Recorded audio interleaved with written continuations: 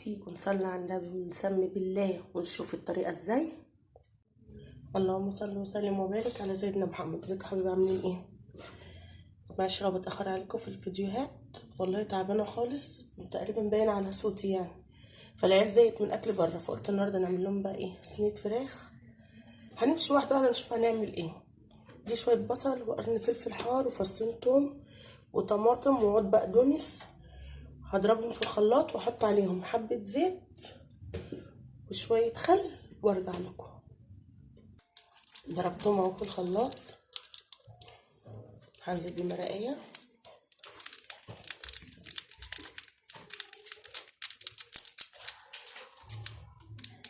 اهو مع ده مش هتتفتح ليه.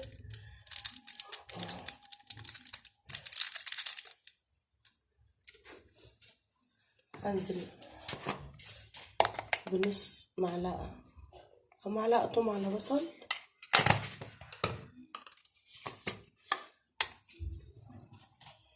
معلقة كركم،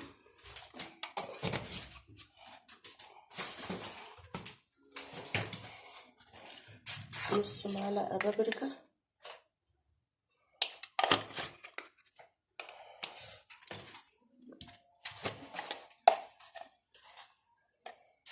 معلقة بهارات،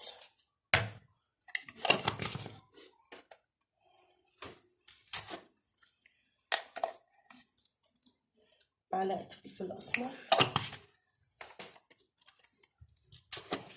شوية كمون صغننين جدا،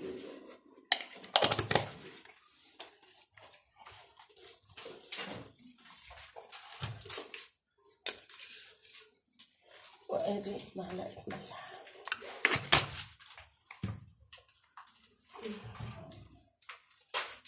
اضرب بقى المكونات كده كلها.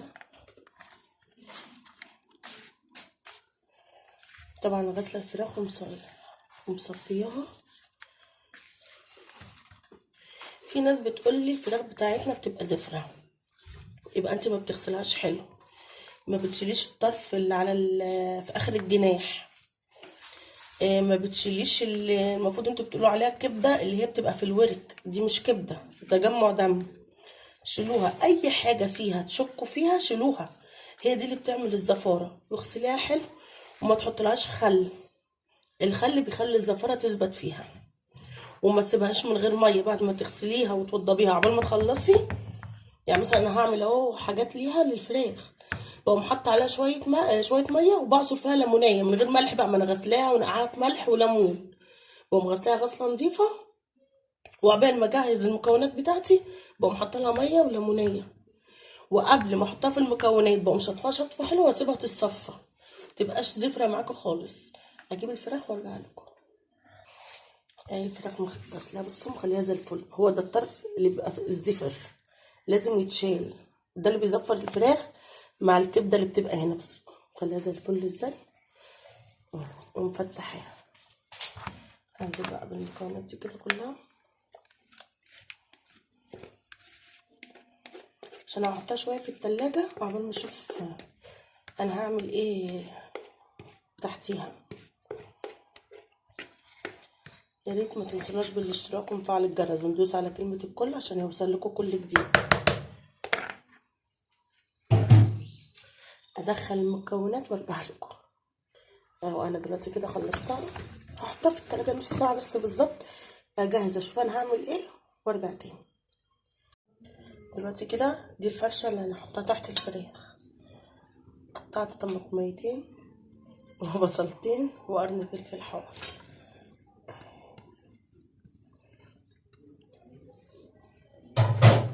هنزل بايه بقى، شويه فلفل اسمر صغيرين.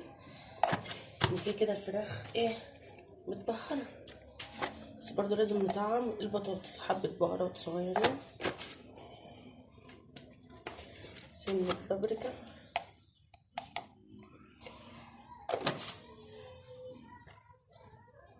حبه ملح،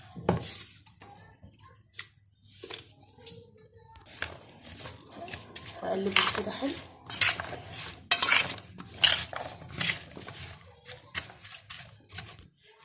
انا دلوقتي كده اهو قلبتها حلو، هنزل بايه بقى؟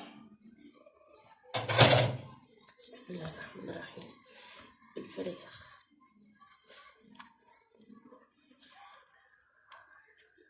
هرصها وارجع لكم اهي. ريحتها جميله جدا جدا جدا. هحطها على النار ونشوف هنعمل ايه تاني. دلوقتي كده هنعمل طاجن باميه. قطعت عليه قرن فلفل حار. الحاجه اللي بتتفرز ما ينفعش ان هي تتفك، هتتفك لونها هيغمق. بس لونها اخضر والله، بدل الكاميرا ظلمه اللون، لونها اخضر وجميل. هنزل عليها بمرقايه كده اما تاخد غلوه. هقلب كل المكونات اللي انا حطيتها فيها وهدوب. هنزل معلقه فلفل اسمر، مش معلقه، نص كده. وهنزل بحبه بهارات، برضه نص معلقه. شويه توم على بصل،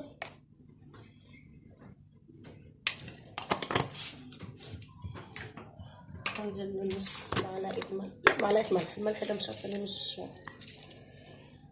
لازم معلقه ملح. هنزل بقى بالثوم. سهله قوي قوي قوي قوي والله، وطعمها بيبقى رهيب.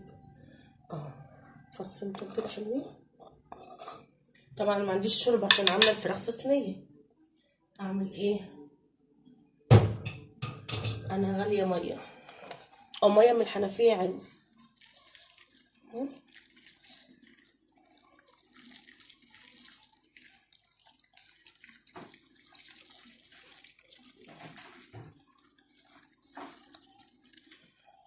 وهنزل بمعلقه سمنه.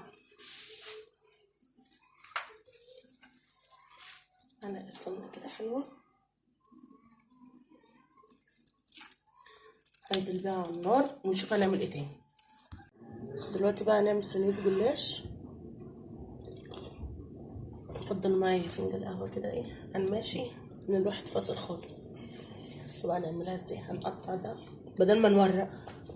والله الطريقه دي سهله وحلوه قوي وبجد بتوفر وقت. بصوا حرفيا كده.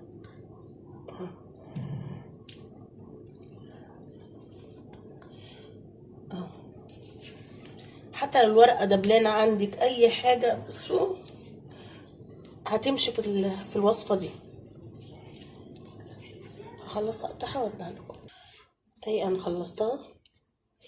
المفروض احطها في طبق، لسه هنوسخ طبق ليه يعني. اهو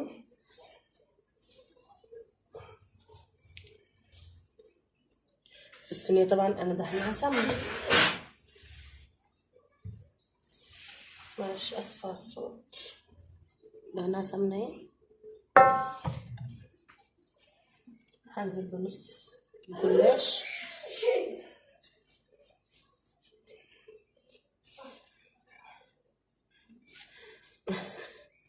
معلش الصوت، مروان عنده برد بس هو الدور ماشي عندنا كلنا يعني، فالحمد لله.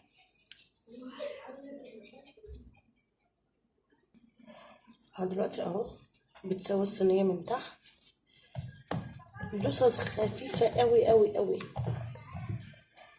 طبعا انا ما عسكتش لحمه، انا اللحمه كانت عندي متعسكه في الديب فريزر. يا دوبك انا حطيت له بس كمان قرن حار.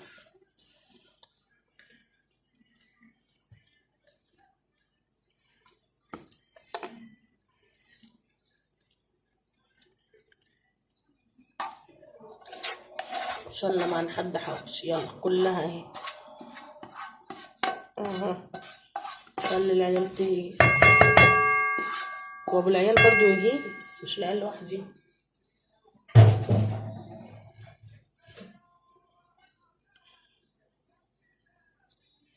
اهي حطيت اللحمه. هنزل بقيه الجلاش.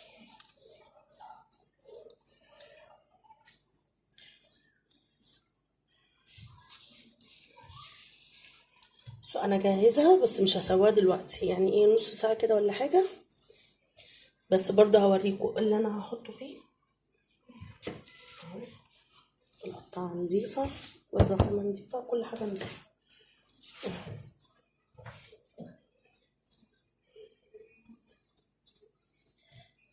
سويناها اهي. برضو دوسة بسيطة جدا.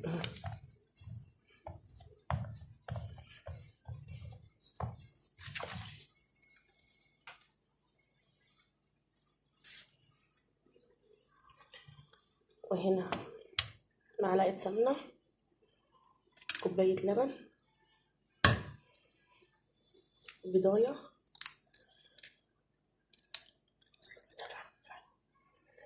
طبعا هنزل بشوية فلفل اسمر صغيرين عشان ايه الزفارة،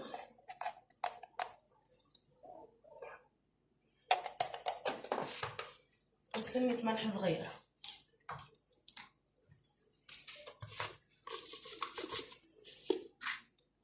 سنة صغيرة اوي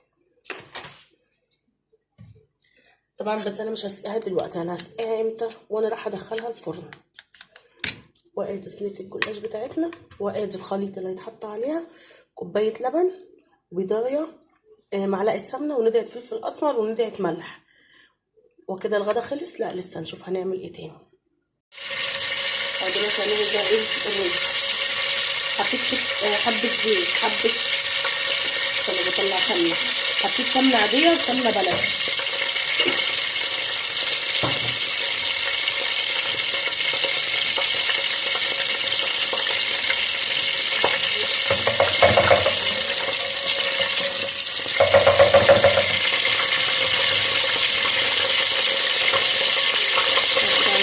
يا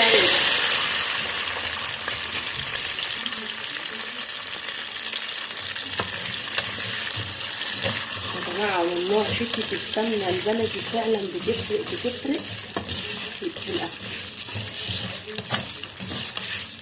احمر بقى الشعريه وارجع لكم. دلوقتي كده حمرت الشعريه، هنزل عليها بالرز.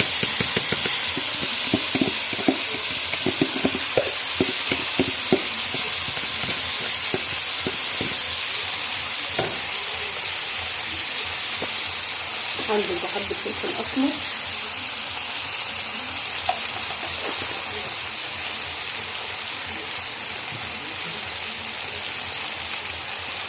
وحبه ملح.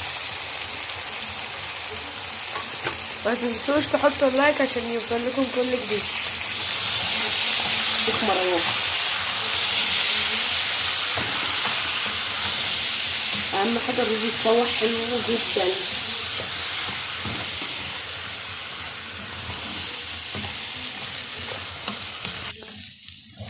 شوحنا الرز حلو. انا غاليه ميه. بسم الله.